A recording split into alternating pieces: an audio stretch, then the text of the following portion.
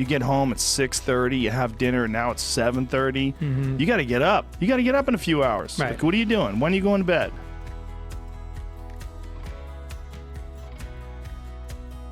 Fasted cardio is what I like to do, or fasted yoga. That's my most recent thing, is I'm doing either 14 to 16 hours depending upon what my day looks like. Nice. So I'm intermittent fasting. And then I usually either like yoga or running in the morning. Today was running, and then I'll do something in the afternoon, either martial arts related or weightlifting related. There's also an issue with momentum. You're not used to doing it. It's not a part of your life. It's not something that you're accustomed to, pushing yourself. There's been many days where I didn't want to work out. I just didn't feel like I had the energy, and I just forced myself. And I think there's very few people out there that know how to force themselves. That's a learned skill.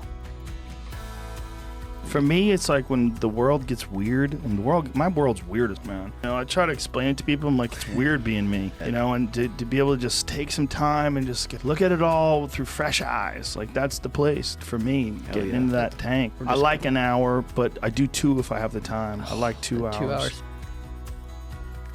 You have to have like real rigid requirements of yourself, where you don't allow yourself to back out of things, and you don't allow yourself to slack off. And I don't think people put those kind of requirements on themselves as if it is a daily principle of life, like what you must get done. You know, you must brush your teeth, you must exercise for 45 minutes. And if you did that, I think you'd be healthier and happier.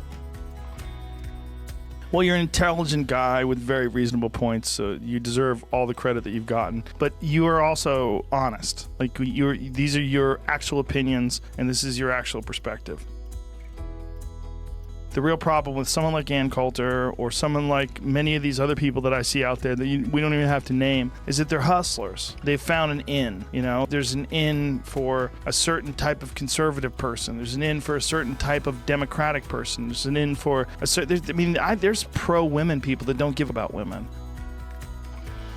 I think what you were bringing up with Joey is a real good point, that a lot of people say, oh, I just want to sort of, they're kind of dabbling in the idea of improving themselves. And the real way to do it is you got to write down what you want and then go after it. Because otherwise you live in sort of a wishy-washy world. You know, if you decide, I'm going to get down to bang, I'm going to do this, I'm going to run a marathon in less than 5 hours, I'm going to, you know, you got to write and go for it.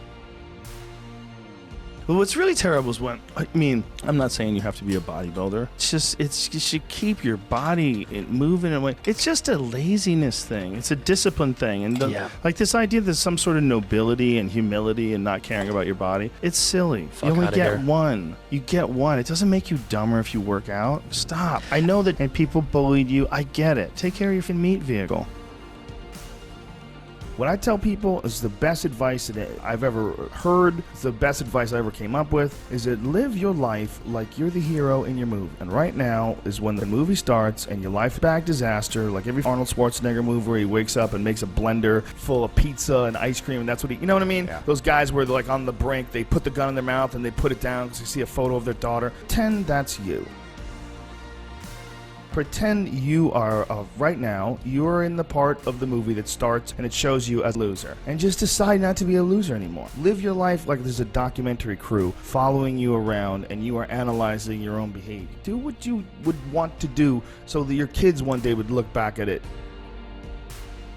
I like yoga, I like running, I like doing jujitsu, obviously. I like all kinds of martial arts, but I just like moving my body, man. I like running up hills. You move your body. Same. Get it going. You'll feel better afterwards. I know you don't want to do it. I ever want to do it. I maybe want to actually do it 5 out of 10 times, but I do it. I just do it. I know what it's like to not want to do it. It is fascinating that women have been plugged into this society of capitalism, and expected to gain equal ground while actually giving birth and raising human beings that came out of their body. I had this bit that was one of the times when I was being canceled was taken out of context and put in print because it's an easy one to do. I love a success story, but even more than a success story, I like a dude who life up and then gets it back together again story. Those are my favorite stories. And the way to do that, you gotta write down. You gotta think that you are the hero in your own movie, and then you gotta sit down and you gotta write down. Write down what you need to do. When I was a kid, my dad was an architect, and so I worked on a lot of construction sites, and I met a lot of junkies. A lot of people on construction sites are either alcoholics or drug addicts. And there was this one guy that I really liked. He was a funny guy, man. Really funny guy, and he's in a band. His name was Robbie. Funny dude. Loved hanging around with him, but just couldn't stay off the coke. And you could totally tell. He'd be honest about it, too.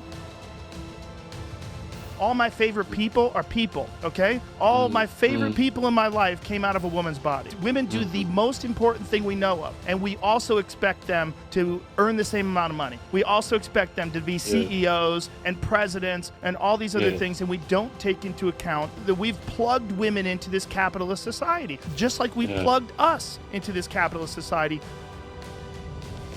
Well, I was always just doing stand-up, and everything else I was just doing for money. Like something would come along, and they would say, "Do you want to act?" And I'm like, "Okay, I'll do that." And it was always like, "Well, that I'll just go back to doing stand-up." There was no choices as far as like just plan, especially like Fear Factor.